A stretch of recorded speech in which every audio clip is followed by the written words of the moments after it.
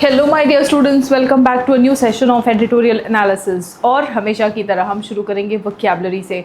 बच्चों, वोकैबुलरी आप लोगों के कॉम्प्रिहेंशन स्किल्स को डेवलप करेगा ही साथ आपके एग्जाम्स में आने वाले डायरेक्ट वोकैब सेक्शन के क्वेश्चंस आप एफिशिएंटली एक्यूरेटली अटेम्प्ट कर पाएंगे, कॉन्फिडेंटली अटेम्प्ट कर पाएंगे अगर आप लोग वोकैबुलरी को ड्यू इम्पॉर्टेंस देते हैं। चलिए शुरू करते हैं आज का session. The first word is durable. Durable का मतलब होता है lasting for a long time, lasting for a long time, something that is strong, something that is stable. ठीक है। एंटोनिम्स क्या हो जाएंगे? फ्रजाइल, जो कमज़ोर हो, है ना, टेम्पररी हो, राइट। और ड्यूरेबल सोल्यूशन, कोई ऐसा सोल्यूशन चाहिए जो लंबे समय तक काम करे। नीडेड फॉर पीस, शांति के लिए हमें कोई ऐसा सोल्यूशन चाहिए जो लंबे समय तक शांति स्थापित करके रखे। अब मुझे A B L E ending word है तो इसका पार्ट ऑफ स्पीच बताओ। इसका पार्ट ऑफ स्पीच होगा एडजेक्टिव, है ना। इसका पार्ट ऑफ स्पीच क्या होगा? एडजेक्टिव। प्रोफेसिंग, प्रोफेस करना मतलब क्या? हम कहते हैं ना प्रोफेसर। सो प्रोफेसर जो प्रोफेस करता है ना, जैसे एक्ट करता है उसको एक्टर कहते हैं, है ना। तो जो प्रोफेस करता है उसे प्रोफेसर कहते हैं। प्रोफेस करना होता क्या है ना, जब आप कोई भी चीज़ प्रोक्लेम करते हैं, अजर्ट करते हैं, है ना। प्रोफेस करना मतलब कोई भी चीज़ एजर्ट करना। प्रोफेसर क्या एजर्ट करता है? अपना नॉलेज, है ना। सो कोई भी चीज़, कोई भी थियोरी हो, कोई भी बात हो, जब आप उसको ओपनली उसको डिक्लेयर कर रहे हैं, क्लेम कर रहे हैं, है ना, तो आप उसको क्या कर रहे हैं? प्रोफेस कर रहे हैं, राइट। प्रोक्लेम कर रहे हैं, एजर्ट कर रहे हैं, स्ट्रांगली कॉन्फिडेंटली बोल रहे हैं हाँ भाई ये चीज़ ऐसी होती है ना। So you professing about it, right. Antonym क्या होगा? छुपाना या फिर डिनाई करना। ठीक है। Many nations are professing support for a two state solution. बहुत सारे नेशंस प्रोफेस कर रहे हैं, मतलब प्रोक्लेम कर रहे हैं, एजर्ट कर रहे हैं, कह रहे हैं, स्ट्रांगली कह रहे हैं कि भाई वो सपोर्ट कर रहे हैं किस बात का? कि भाई टू स्टेट सोल्यूशन होना चाहिए। ठीक है। सेंटिमेंट, सेंटिमेंट कर what do we mean by sentiment? Ment ending word है। So what is sentiment? Sentiment is a general feeling. हम कहते हैं कि सेंटिमेंट अभी एंटी चल रहा है, यानी आपके अगेंस्ट लोगों की जो जनरल फीलिंग है वो आपके अगेंस्ट है ना। हम कहते हैं सेंटिमेंट जो है वो प्रो गवर्नमेंट है, या सेंटिमेंट जो है वो एंटी गवर्नमेंट है, मतलब आम जनता की या जनरल फीलिंग जो है, या जो जनरल विचारधारा या भावना है, उसको हम कहेंगे सेंटिमेंट। ठीक है। इमोशन या व्यू पॉइंट। ठीक है। राइट। आप कहते भी नो क्यों सेंटी हो रहा है यार? So senti means that's related to emotions. ठीक है। एपैथी और डिसइंटरेस्ट इसके एंटोनिम्स हो जाएंगे, है ना। एपैथी और डिसइंटरेस्ट इसके एंटोनिम्स हो जाएंगे। The global sentiment is shifting towards supporting Palestine, है ना। जो ग्लोबल सेंटिमेंट है वो किस ओर शिफ्ट हो रहा है? वो पैलेस्टीन को सपोर्ट करने की ओर शिफ्ट हो रहा है। ठीक है। Ment ending word is a noun, right. So the next word is contentious. OUS ending word, हम अगर आप रेगुलरली सेशंस अटेंड कर रहे हैं तो आपको पता है OUS ending word एडजेक्टिव है। ठीक है। नाउ कंटेंशियस का मतलब क्या है? कोई चीज़ जो विवाद पैदा करे, विवादास्पद हो, है ना। कॉसिंग डिस्प्यूट और आर्ग्यूमेंट्स, कोई बात हो जो डिस्प्यूट्स या आर्ग्यूमेंट्स कॉज करे, उसको हम क्या कहेंगे? कंटेंशियस। कॉन्ट्रोवर्शियल, डिबेटेबल, जिस पर डिबेट हो जाए, जिस पर कंट्रोवर्सी छिड़ जाए, ऐसी चीज़ें कैसी होती है? कंटेंशियस होती है ना। एंटोनिम क्या होगा? अग्रीएबल या फिर एक्सेप्टेबल। अग्रीएबल, कोई बात आपके सामने आती है और आप मान लेते हैं तो वो आपके लिए अग्रीएबल है। कोई बात आपके सामने आती है और आप बोलते हैं नहीं ऐसा नहीं हो सकता, आप उसको डिबेट कर रहे हैं, तो वो आपके लिए कंटेंशियस है। ठीक है। The Israel Palestine issue is a contentious conflict. कहा जा रहा है कि ये इज़राइल पैलेस्टीन इशू जो है ये एक कंटेंशियस कॉन्फ्लिक्ट है ना। बहुत विवाद होता है इस पर। डिवास्टेटेड, डिवास्टेट करना मतलब बर्बाद कर देना। एक्सट्रीमली शॉक्ड, सैड और डिस्ट्रॉयड, डिस्ट्रॉय करना। इंसान के लिए अगर आप यूज़ कर रहे हैं कि I was devastated, so I was devastated का मतलब आई वॉज शॉक्ड और आई वॉज सैड, या मतलब हम कहते हैं ना कि अरे यार वो तो बर्बाद हो गया, ही वॉज डिवास्टेटेड, है ना। शैटर्ड, टूट गया, है ना। रेक्ट, एंटोनिम क्या होगा? रिकवर्ड, टूट जाना, बर्बाद होना, बन जाना, बेहतर हो जाना, है ना। रिकवर करना या रिस्टोर होना। She was devastated by the news of her friends sudden death. She was devastated by the news, उसको अपनी फ्रेंड की डेथ का न्यूज़ पता चला तो वो डिवास्टेट हो गई, शी वॉज डिवास्टेटेड। ठीक है। Enclave, what do we mean by enclave? It's a noun. Enclave का मतलब होता है कि कोई पर्टिकुलर एरिया, कोई distinct area surrounded by another, है ना। टेरिटरी बेसिकली आप कह सकते हैं ना, टेरिटरी या फिर जोन। ओके। ओपन रीजन, अब मान लो कि पास पास बहुत सारे ऐसे रीजन्स हैं, है ना। सो ये सारे मतलब ऐसे पास पास में बहुत सारे अगर रीजन्स हो तो इनको हम क्या कहेंगे? ये एक एनक्लेव हो गया, ये एक एनक्लेव हो गया, ये एक एनक्लेव हो गया ना। तो सब एक दूसरे से घिरे हुए लेकिन छोटे छोटे रीजन्स हैं। ठीक है। सो उसका एंटोनिम क्या होगा? क्योंकि ये एक दूसरे से घिरे हुए हैं तो जो घिरा हुआ नहीं है, ओपन है, उसे हम कहेंगे एंटोनिम उसका ओपन रीजन, है ना। Gaza is often referred to as an enclave, कह रहे हैं कि गाज़ा को अक्सर एक एनक्लेव की तरह रेफ़र किया जाता है क्योंकि प्रोबेबली वो कई जगह से, कई दूसरे एरियाज़ से घिरा हुआ होगा, वो ओपन एरिया नहीं होगा। Ethnically cleanse, ethnically cleanse, cleanse करना मतलब सफाया करना। एथनिकली मतलब किसी एक पर्टिकुलर ग्रुप को आप ग्रुप का सफाया कर दे रहे हैं। ठीक है। To forcibly remove people of a particular ethnicity, किसी एक पर्टिकुलर एथनिसिटी के लोग हैं और आप उनको ज़ोर ज़बरदस्ती से रिमूव कर रहे हैं, है ना। अब चाहे आप उनको उस एरिया से भगा रहे हैं या मार रहे हैं, आपका तरीका क्या है उस पर डिपेंड करता है कि ये जेनोसाइड है। पर्ज, पर्ज मतलब क्लीन करना, ख़त्म करना। ठीक है। अकॉर्डिंग टू द आर्टिकल, है ना। तो लोग क्या कर रहे हैं कि बोलते हैं कि भाई ये पर्टिकुलर एथनिक लोग जो है या एथनिक कम्युनिटी नहीं रहेगी तो इनको ख़त्म कर दो, है ना। सो जेनोसाइड, जेनोसाइड का मतलब क्या होता है? आप मैसेकर कर रहे हो। जेनोसाइड मतलब मास मर्डर, राइट। एंटोनिम क्या होगा? प्रोटेक्ट करना, शेल्टर देना, प्रोटेक्ट करना या फिर शेल्टर देना। Leaders have threatened to ethnically cleanse Gaza, जो लीडर्स हैं उन्होंने धमकी दी है, have threatened to ethnically cleanse Gaza, है ना। वो क्या कह रहे हैं कि हम एथनिकली गाज़ा को क्लीन कर देंगे, मतलब वहाँ पे कोई पर्टिकुलर एथनिक कम्युनिटी है जिनसे उनको छुटकारा चाहिए, वो कह रहे हैं कि हम उनको निकाल देंगे, हटा देंगे, ख़त्म कर देंगे, है ना। Annex, what do we mean by annex? Annex का मतलब होता है जबरन कंट्रोल लेना, to take control of land forcibly. ठीक है। सीज करना, अप्रोप्रिएट करना। Look at this word now, ये वर्ड जो है ये वर्ब का भी काम करता है और एडजेक्टिव का भी काम करता है और इसका मीनिंग टोटली अलग होता है। ठीक है। एज अ वर्ब अप्रोप्रिएट करना मतलब जब्त करना, अपने कब्जे में कर लेना, और एज एन एडजेक्टिव इसका मतलब होता है सही, उपयुक्त। अप्रोप्रिएट एक्शन लेगी गवर्नमेंट, है ना, तो वो अप्रोप्रिएट मतलब सही या प्रॉपर हो गया। और यहाँ पे एज अ वर्ब, ये वर्ब है। ठीक है। So as a verb appropriate का मतलब क्या है? कब्जे में कर लेना, है ना, जब्त कर लेना। एंटोनिम क्या है? रेलिंक्विश, त्याग देना, सरेंडर कर देना, रिटर्न कर देना, वापस दे देना। ठीक है। Israel's plans to annex the West Bank are controversial, कहा जा रहा है कि इजराइल का जो प्लान है वेस्ट बैंक को एनेक्स करना, वेस्ट बैंक को अपने कब्जे में लेने का जो प्लान्स है इजराइल का, वो कंट्रोवर्शियल है, विवादास्पद है, विवाद से भरा हुआ है। ठीक है। Malnutrition, we all know malnutrition means not having proper nutrition or sufficient nutrition, suffering from poor nutrition, undernutrition, weak. Antonym क्या होगा? healthy, well fed. Images of malnourished children shocked the world. है ना। तो वहाँ के जो कुपोषित बच्चों का इमेजेस है उससे पूरी दुनिया शॉक हो गई। Images of malnutrition children shocked the world, right. Jolted, jolt करना मतलब झटका लगना। ठीक है। शेकन और स्टार्टल्ड, सडनली, अचानक से झटका लगना। अब ये झटका इमोशनल भी हो सकता है, ये झटका फिजिकल भी हो सकता है। ठीक है। शेकन या शॉक्ड। एंटोनिम क्या है? आप शांत हैं, स्टेडी है, काम है। ठीक है।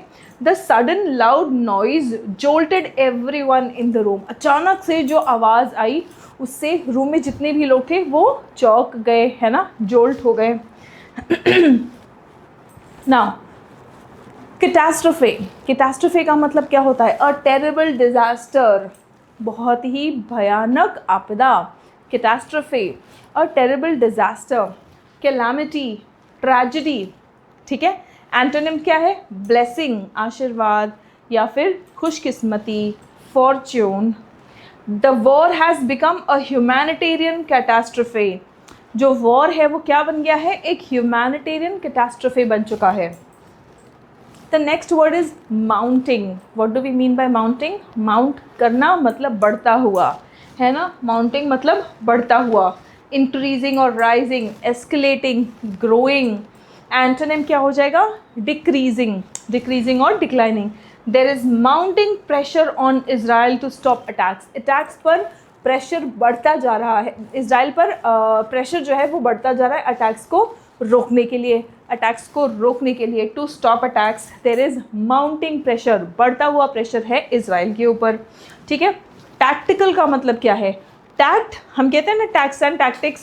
सो टैक्टिकल का मतलब क्या होता है? केयरफुली प्लान्ड, है ना? Carefully planned for a purpose, strategic हो या फिर कैलकुलेटेड हो।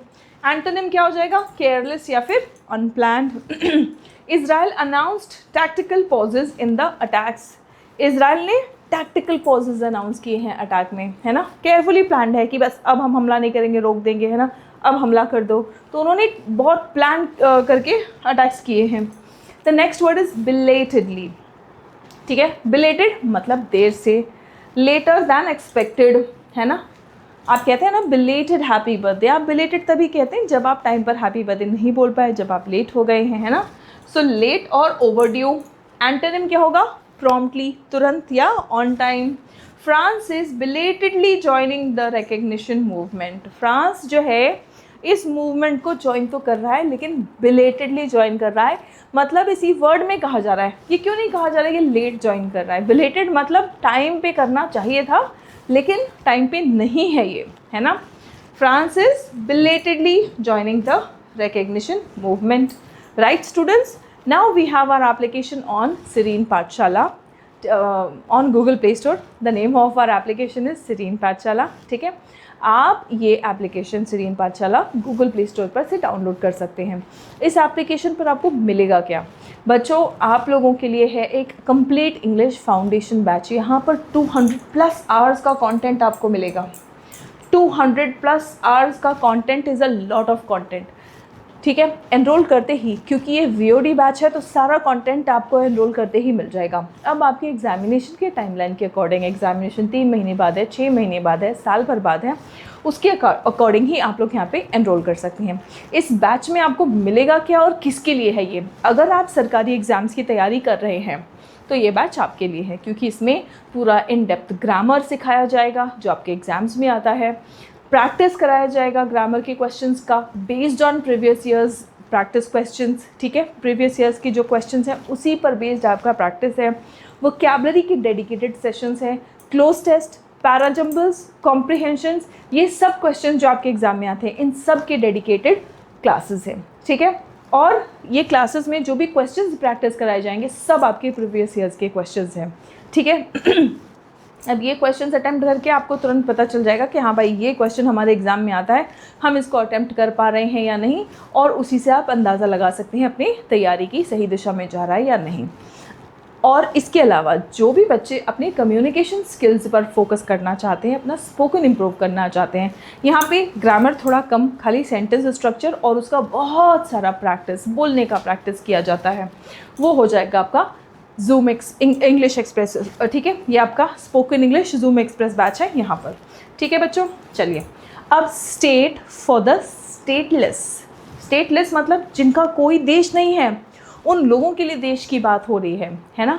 State for the stateless on France and Palestinian statehood. France पर बात होगा और पैलेस्टीन जो राष्ट्र का डिमांड कर रहा है उस पर बात होगा, ठीक है।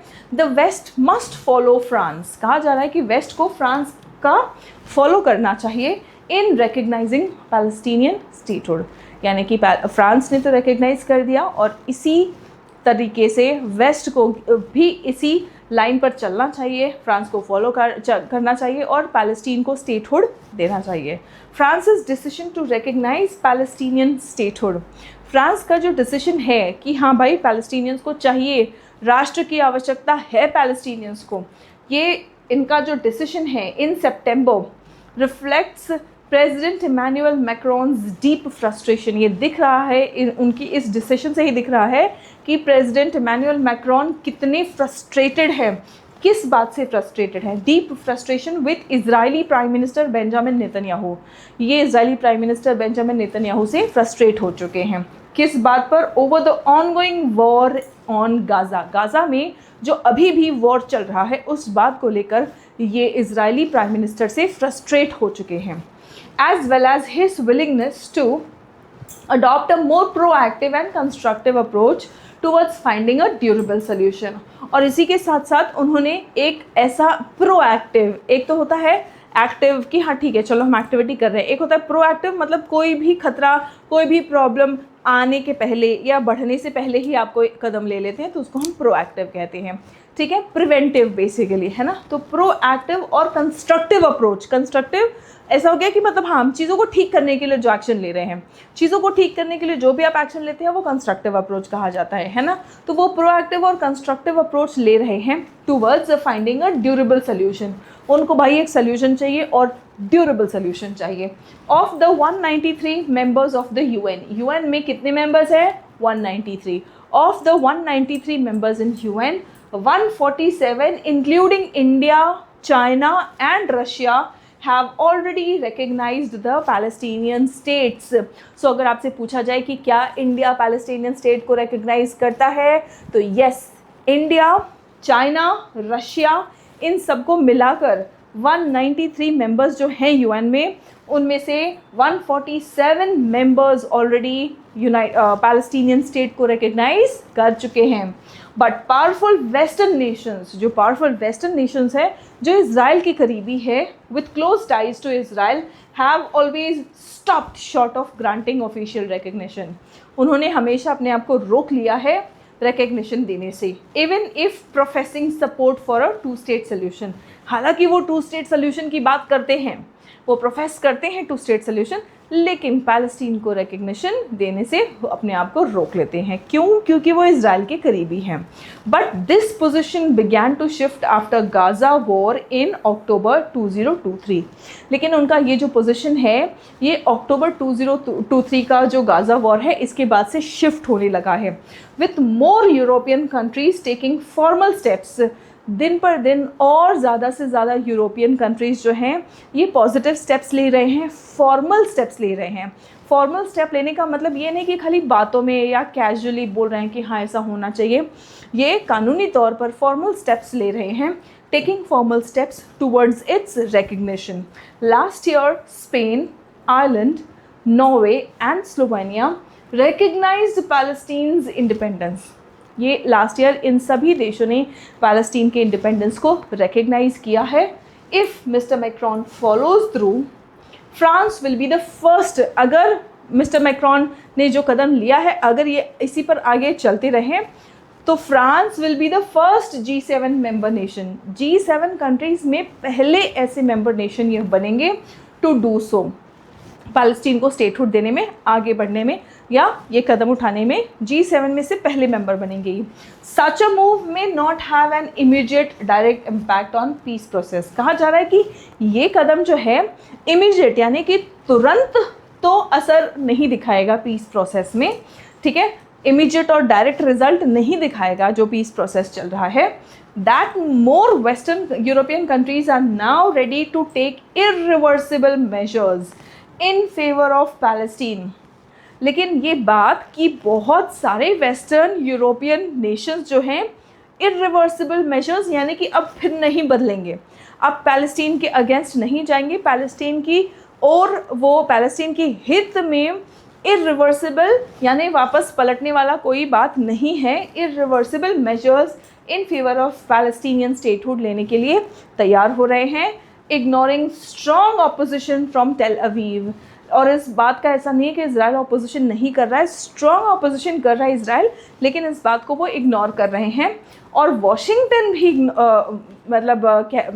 स्ट्रॉन्ग ऑपोजिशन ले रहा है, लेकिन इजराइल और वॉशिंगटन की नहीं सुन रहे हैं, उनकी बातों को इग्नोर करते हुए पैलेस्टीनियन इंडिपेंडेंस के ओर बढ़ रहे हैं।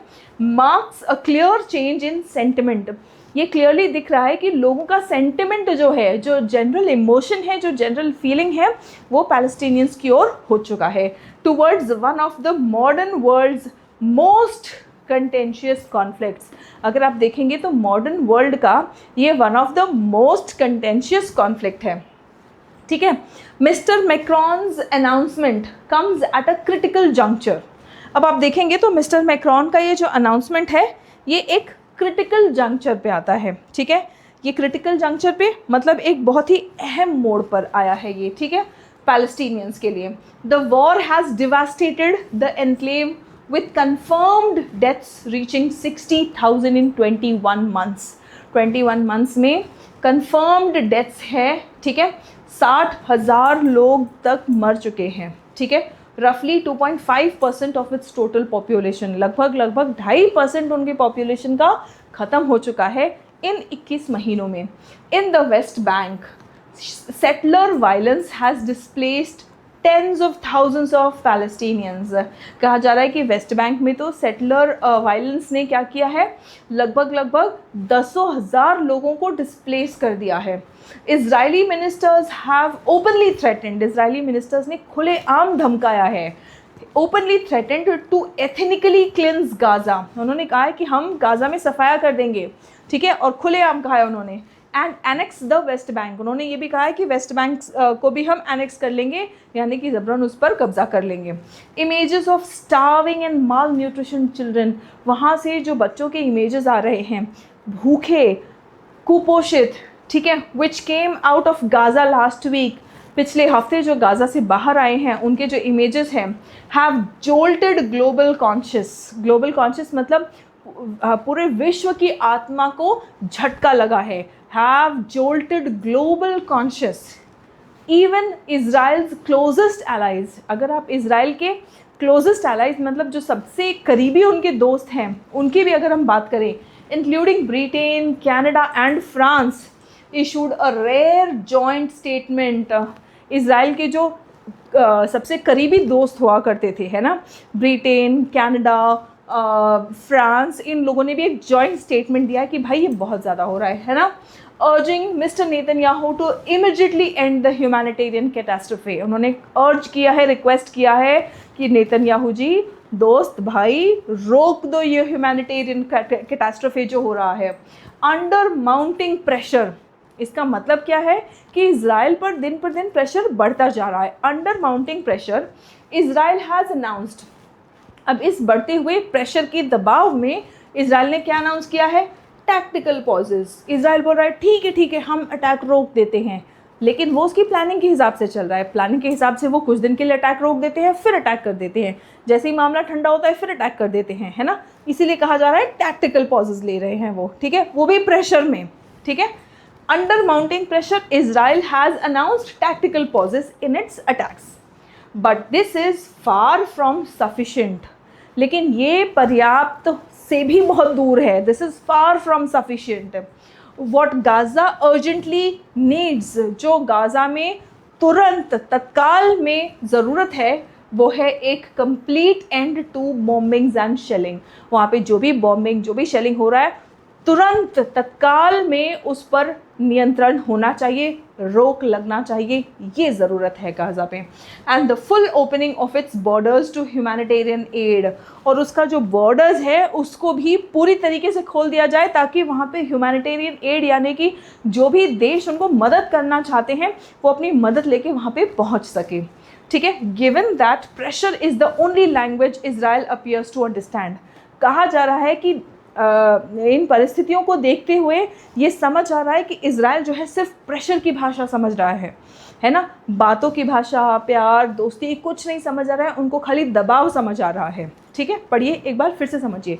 Given that pressure is the only language Israel appears to understand and with the Donald Trump presidency showing no willingness to apply it.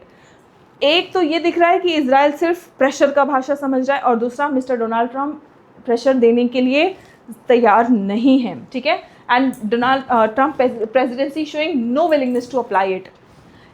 Europe must do more. कहा जा रहा है कि अब ऐसे सिचुएशन में यूरोप को और करने की ज़रूरत है। efforts to end the war, which in terms of mass killings, devastation and displacement is comparable to the 1948-49 Nakba, must be accompanied by initiatives to ensure that such a catastrophe is never repeated. कहा जा रहा है कि Europe को ऐसी स्थिति में और करना पड़ेगा और इस युद्ध को रोकने के लिए जो एफर्ट्स हैं, efforts to end the war, और ये एफर्ट्स का मतलब क्या है, which in terms of mass killings.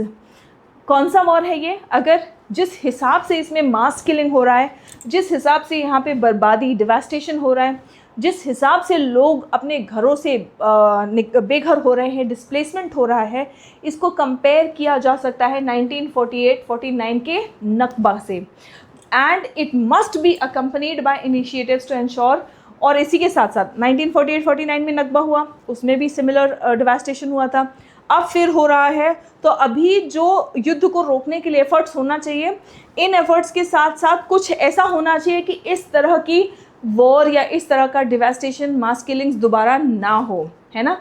Should ensure that such a catastrophe is never repeated.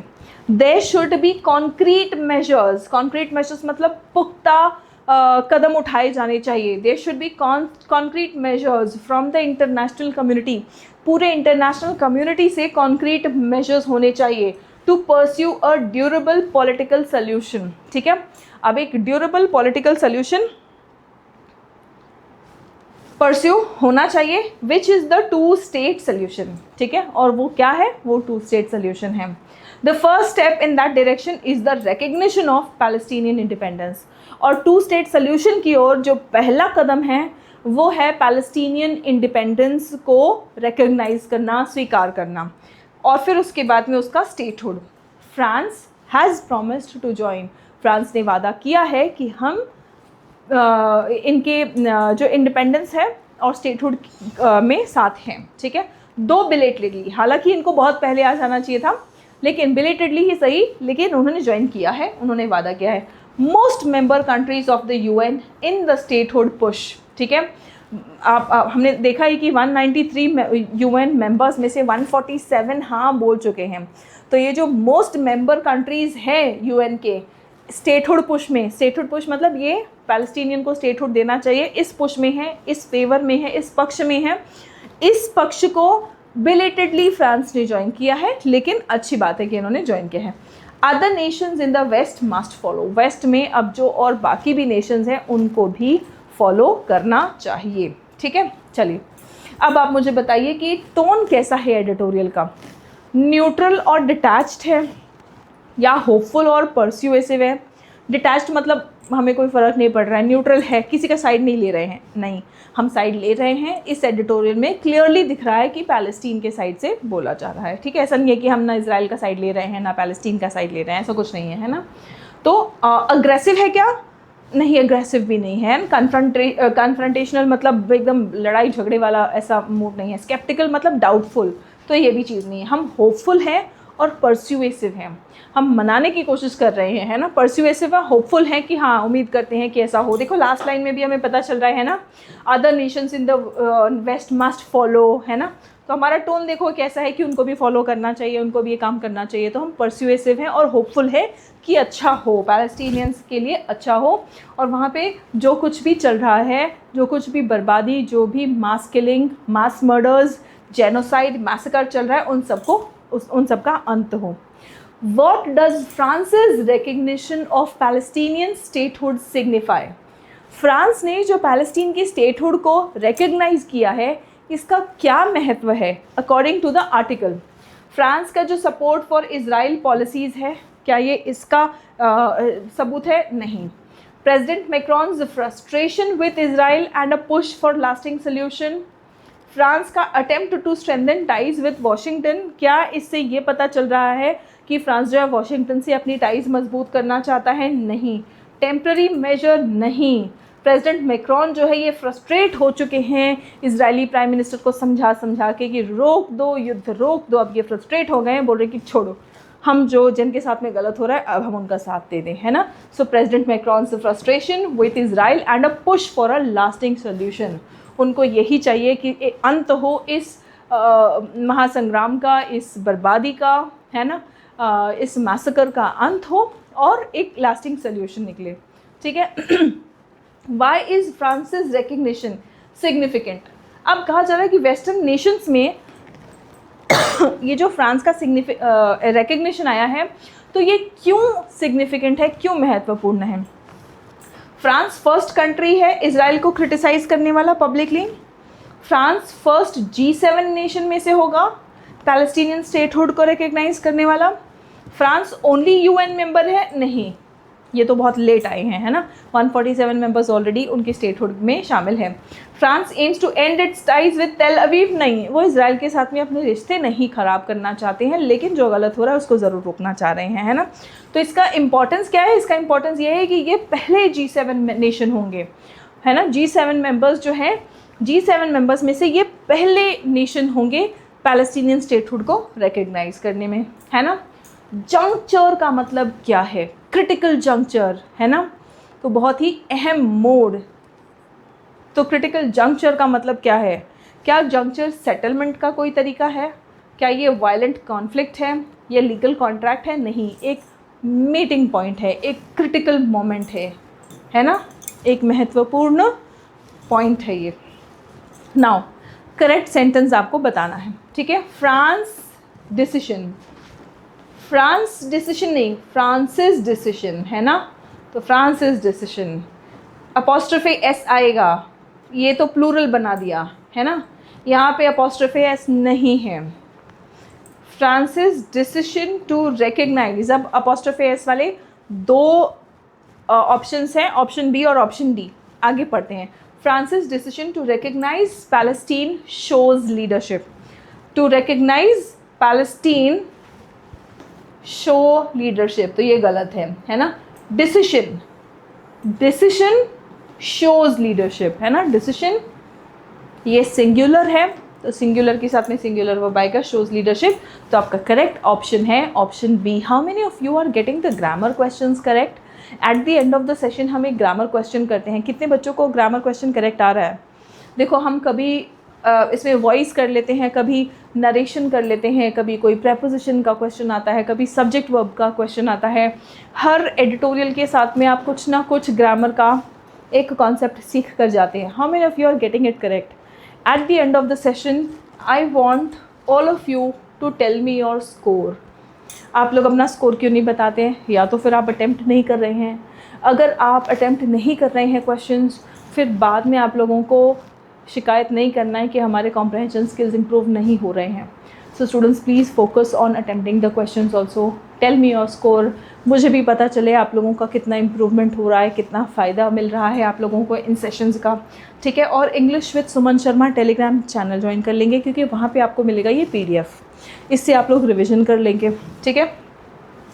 Hindi meanings भी आपको मिल जाया करेगा eight the end of the PDF, लेकिन ये मिलेगा कहाँ? English with Suman Sharma Telegram channel पर, ठीक है। तो चलो फटाफट से आप लोग टेलीग्राम चैनल ज्वाइन कर लेंगे। मिलते हैं अगले सेशन में, तब तक अपना ख्याल रखें, स्वस्थ रहें, मस्त रहें, सभी बच्चे पढ़ते रहें और आगे बढ़ते रहें। जय हिंद एवरीवन।